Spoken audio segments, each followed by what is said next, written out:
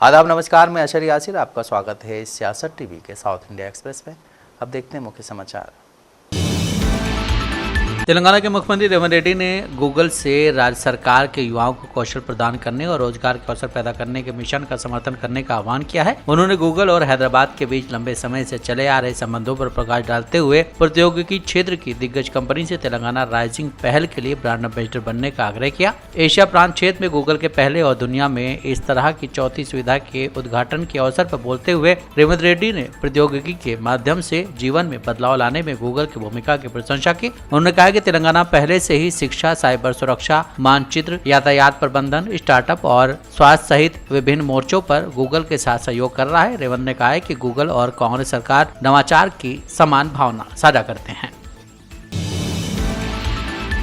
BRS Telangana में कांग्रेस सरकार के खिलाफ बड़ा आंदोलन तैयार कर रही है। पार्टी ने राज्य की प्रमुख सिंचाई परियोजनाओं को लेकर सरकार की आपराधिक लापरवाही को इस आंदोलन का आधार बनाया है। बीआरएस अध्यक्ष के चंद्रशेखर राव आज शीर्ष नेताओं के साथ रणनीतिक बैठक कर आंदोलन का खाका तैयार करेंगे। इस बैठक में मौजूदा सरकार की किसान विरोधी नीतियों को उजागर करने पर जोर दिया जाएगा। बीआरएस का आरोप है कि 2 प्रमुख सिंचाई परियोजनाएं 90% लटकी हुई हैं। इनमें पलमरू रंगारेड्डी लिफ्ट स्कीम को संरचनात्मक समस्याओं के चलते लटका दिया गया है। इसके अलावा कालेश्वरम लिफ्ट प्रोजेक्ट के साथ भी यही हुआ है। उन्होंने बताया कि उनके आंदोलन का केंद्र बिंदु परियोजनाएं ही होंगी। बीआरएस का आरोप है कि ये परियोजनाएं राजनीतिक कारणों से जानबूझकर ठप कर दी गई हैं, जबकि इससे लाखों एकड़ जमीन की सिंचाई हो सकती है। केसीआर मुख्यमंत्री रेवंत रेड्डी की इन महत्वपूर्ण परियोजनाओं पर खामोशी को भी निशाना बनाएंगे। बीआरएस नेतृत्व का दावा है कि कांग्रेस सरकार बीआरएस काल में शुरू की गई परियोजनाओं को जानबूझकर नजरअंदाज कर रही है, जिससे तेलंगाना के किसानों को नुकसान हो रहा है। रहमतनगर के पार्षद सीएन रेड्डी ने जीएचएमसी के एक अधिकारी को धमकी दी और उन पर हमला करने का प्रयास किया, जो कथित तौर पर पार्षद के कार्यालय में नहीं आए थे। ये घटना तब हुई जब सहायक नगर आयुक्त और सहायक चुनाव रिटर्निंग अधिकारी ए बलराज को रेड्डी का फोन आया। उसमें उन्हें चर्चा के लिए बुलाया गया था। बलराज ने पार्षद को बताया कि वो जीएचएमसी मुख्यालय में एक बैठक के लिए जा रहे थे। बलराज ने बताया कि इससे नाराज होकर पार्षद जीएचएमसी कार्यालय आए और डिप्टी म्युनिसिपल कमिश्नर और अन्य स्टाफ सदस्यों के सामने मेरे साथ मौखिक रूप से दुर्व्यवहार किया और शारीरिक रूप से हमला करने का प्रयास किया। इस टकराव का वीडियो बना लिया गया और इसे सोशल मीडिया पर प्रसारित किया गया है, जिससे जनता में इसकी व्यापक आलोचना हो रही है। बीआरएस के कार्यकारी अध्यक्ष के टी रामाराव ने आरोप लगाया कि मुख्यमंत्री रेवंत रेड्डी और सभी कांग्रेस नेता हाइड्रा के नाम पर ब्लैकमेल कर रहे हैं और आरोप लगाया कि सीएम ने इस राज्य को नफरत का मकान बना दिया है। बीआरएस नेता ने हाइड्रा की आलोचना की, जिसने रेवंत रेड्डी, उनके परिवार के सदस्यों और कांग्रेस नेताओं द्वारा अवैध रूप से बनाए गए किसी भी घर के पास जाने की हिम्मत नहीं की और सिर्फ गरीबों के घरों पर अपनी शक्ति दिखाई। केटीआर ने बीआरएस बुराबांडा डिवीजन अल्पसंख्यक नेता मोहम्मद सरदार के परिवार से मुलाकात की, जिन्होंने कांग्रेस पार्षद बाबा फसीउद्दीन द्वारा प्रताड़ित किए जाने के बाद आत्महत्या कर ली थी, जिन्हें उनके घर को गिराए जाने के बाद कहा जाता है कि इन्होंने आत्महत्या की है। उन्होंने उनके परिवार के सदस्यों को सांत्वना दी। सरदार के 2 छोटे बच्चों को देख केटीआर भावुक हो गए। कांग्रेस के आंध्र प्रदेश अध्यक्ष वाई शर्मिला ने आरोप लगाया कि उनके भाई वाई जगनमोहन रेड्डी के नेतृत्व वाली पिछली वाईएसआरसीपी सरकार ने अपने राजनीतिक विरोधियों के फोन टैप किए हैं। उन्होंने दावा किया है कि फोन टैपिंग तत्कालीन तेलंगाना और आंध्र प्रदेश के मुख्यमंत्रियों द्वारा उन्हें निशाना बनाने के लिए चला गया एक संयुक्त अभियान था। पुलिसकर्मियों से बात करते हुए शर्मिला ने आरोप लगाया कि के चंद्रशेखर राव और वाई जगनमोहन रेड्डी ने विपक्षी दलों के नेताओं के फोन टैप किए। उन्होंने दावा किया है कि वो, उनके पति और उनके करीबी लोग फोन टैपिंग के शिकार हैं। उन्होंने कहा कि वाईएसआरसीपी नेता वाई वी सुब्बा रेड्डी ने उनसे कहा था कि उनके फोन टैप किए जा रहे हैं और यहां तक कि उन्होंने उनके सामने उनकी फोन रिकॉर्डिंग का ऑडियो भी चलाया था।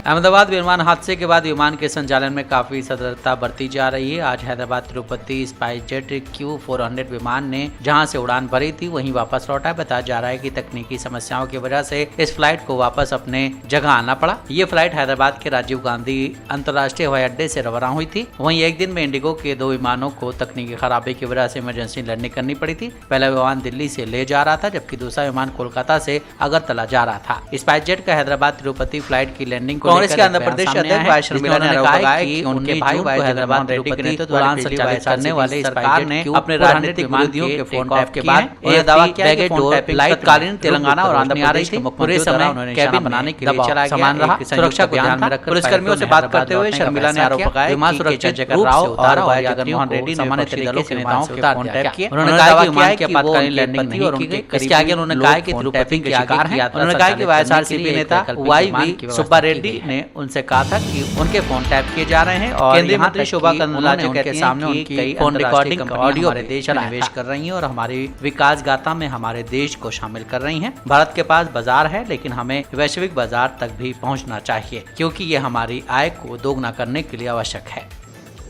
FDI आ रहे हैं, बहुत सारे इंटरनेशनल कंपनीज हमारे देश को आ रहे हैं। हमारे देश का विकास के साथ वो जुड़ रही है।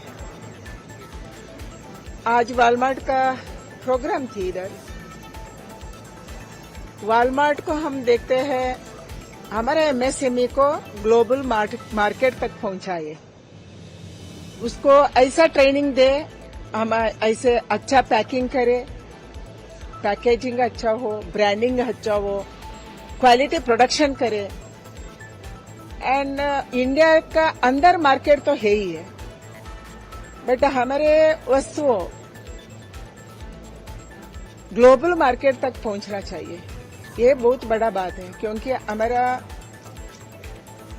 आमदनी को द्विगुनी करने के लिए हम एक्सपोर्ट करना चाहिए, मार्केटिंग को बढ़ावा देना चाहिए।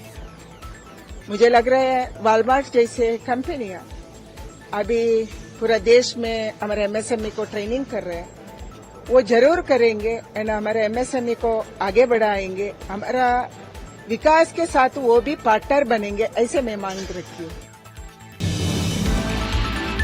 निर्देशक मणिरत्नम और अभिनेता कमल हासन की फिल्म ठग लाइफ के कर्नाटक में रिलीज का रास्ता साफ होता नजर आ रहा। राज्य सरकार ने सुप्रीम कोर्ट को बताया कि फिल्म के प्रदर्शन पर कोई रोक नहीं है। अगर उसे प्रदर्शित किया जाता है तो राज्य सरकार पूर्ण सुरक्षा देगी। फिल्म का विरोध कर रहे संगठन ने भी कहा है कि वो हिंसा का सहारा नहीं लेगी। जस्टिस उज्ज्वल भुइयां और जस्टिस मनमोहन की अवकाशकालीन बेंच ने सभी पक्षों के बयान को रिकॉर्ड कर लेते हुए मामले का निपटारा कर दिया है। कोर्ट ने साफ किया है कि अराजक तत्वों से निपटना राज्य सरकार की जिम्मेदारी है। इससे पहले सुप्रीम कोर्ट ने मामले पर सख्त रुख अपनाते हुए कर्नाटक हाई कोर्ट में लंबित याचिका को अपने पास ट्रांसफर कर लिया था। पिछले हफ्ते सुप्रीम कोर्ट ने मामले में M महेश कुमार रेड्डी नाम के व्यक्ति की जनहित याचिका पर राज्य सरकार को नोटिस जारी किया था। राज्य सरकार को इस पर जवाब देना था, लेकिन उसने कहा कि निर्माता की याचिका पहले से ही हाई कोर्ट में लंबित है। निर्माता Karnataka film chamber of commerce के प्रतिनिधियों से बात कर मामला हल करने की कोशिश कर रहे हैं। कर्नाटका के मंत्री MC सुधाकर ने कहा कि सिर्फ इसलिए कि भाजपा ने केंद्र में जातीय जनगणना की घोषणा की, इसका मतलब ये नहीं कि राज्य में भी ऐसा होना चाहिए। हम पहले ऐसा कर चुके हैं, चूंकि 10 साल बीत चुके हैं, इसलिए सभी को लगा कि ठीक है, हमें इसे फिर से गिनना चाहिए। ऐसा नहीं है कि हम पूरी सक्रियता को दोहरा रहे हैं। जब भाजपा सत्ता में थी तब उसने इसे क्यों स्वीकार नहीं किया? उनके पास गंभीर अहंकार के मुद्दे हैं। जब ये मुद्दा सामने आया तो उन्होंने टिप्पणी की कि हम समाज को विभाजित कर रहे हैं, लेकिन जब भारत सरकार ने इसकी घोषणा की तो आप देखेंगे कि क्या बदलाव आया है। ये भाजपा द्वारा अपनाया गया दोहरा रुख है। मुझे लगता है कि अब समय आ गया है कि जो लोग वाकई समझदार हैं उन्हें इस मानसिकता को समझना चाहिए। कांग्रेस छोड़ने के अटकलों पर कांग्रेस सांसद शशि थरूर ने चुप्पी तोड़ी है। कांग्रेस सांसद ने कहा है कि पार्टी नेतृत्व में कुछ लोगों के साथ मेरे मतभेद हैं, लेकिन नीलाम्बुर उपचुनाव के चलते इस बारे में बात नहीं कर रहा हूं। चुनाव के बाद इस पर चर्चा की जाएगी। उन्होंने कहा कि कांग्रेस, इसके मूल्य और इसके कार्यकर्ता मेरे लिए बहुत प्रिय हैं। मैंने 16 साल तक पार्टी कार्यकर्ताओं के साथ मिलकर काम किया है और वो उन्हें करीबी मित्र और भाई मानते हैं। कांग्रेस सांसद ने संकेत दिया है कि उपचुनाव के नतीजों के बाद वो इन मतभेदों के बारे में बात कर सकते हैं। उपचुनाव प्रचार का हिस्सा न बनने पर थरूर ने कहा है कि मैं वहां नहीं जाता जहां मुझे आमंत्रित नहीं किया जाता, लेकिन उन्होंने ये भी कहा है कि वो चाहते हैं कि पार्टी कार्यकर्ताओं के अभियान के प्रयास सफल हो और नीलाम्बुर से UDF उम्मीदवार की जीत हो। प्रधानमंत्री नरेंद्र मोदी के साथ बातचीत के बारे में थरूर ने कहा है कि ये ऑपरेशन सिंदूर के सिलसिले में प्रतिनिधिमंडलों की विभिन्न देशों की यात्रा और वहां हुई चर्चा के बारे में थी। वहां किसी घरेलू राजनीति पर चर्चा नहीं हुई। देश के 4 राज्यों केरल, पंजाब, पश्चिम बंगाल और गुजरात में विधानसभा उपचुनाव के लिए मतदान हो रहा है। मतदान सुबह 7 बजे शुरू हुआ और शाम 6 बजे तक चलेगा, जबकि नतीजे 23 जून को घोषित किए जाएंगे। केरल की नीलाम्बुर, पंजाब की लुधियाना, पश्चिम बंगाल की कालीगंज और गुजरात की विसावदर और कणी सीटों पर मतदाता अपने मताधिकार का उपयोग करें। केरल की नीलाम्बुर सीट पर PV अनवर के इस्तीफे के बाद उपचुनाव कराया जा रहा है। ये सीट वाम मोर्चा के लिए महत्वपूर्ण मानी जा रही है और यहाँ भी प्रमुख दलों के बीच कड़ा मुकाबला होने की उम्मीद है। नीलाम्बुर विधानसभा उपचुनाव में मलप्पुरम जिले के करुम्बलगोड में यूडीएफ और एलडीएफ कार्यकर्ता आपस में भिड़ गए। यूडीएफ ने पुलिस में शिकायत दर्ज कराई, जिसमें आरोप लगाया गया है कि आधिकारिक प्रचार समाप्त होने के बावजूद निर्वाचन क्षेत्र के बाहर से यूडीएफ कार्यकर्ता मतदान केंद्रों के पास जा रहे हैं और चुनाव के दिन प्रचार जारी रखा है। शिकायत के बाद पुलिस ने 2 व्यक्तियों को हिरासत में ले लिया। स्थानीय सीपीआईएम शाखा सचिव ने बताया कि हिरासत में लिए गए व्यक्ति एलडीएफ कार्यकर्ता नहीं हैं। साउथ इंडिया एक्सप्रेस यहीं समाप्त होता है। मुझे दें इजाजत। बाकी खबरों के लिए अपने रहें सियासत टीवी के साथ।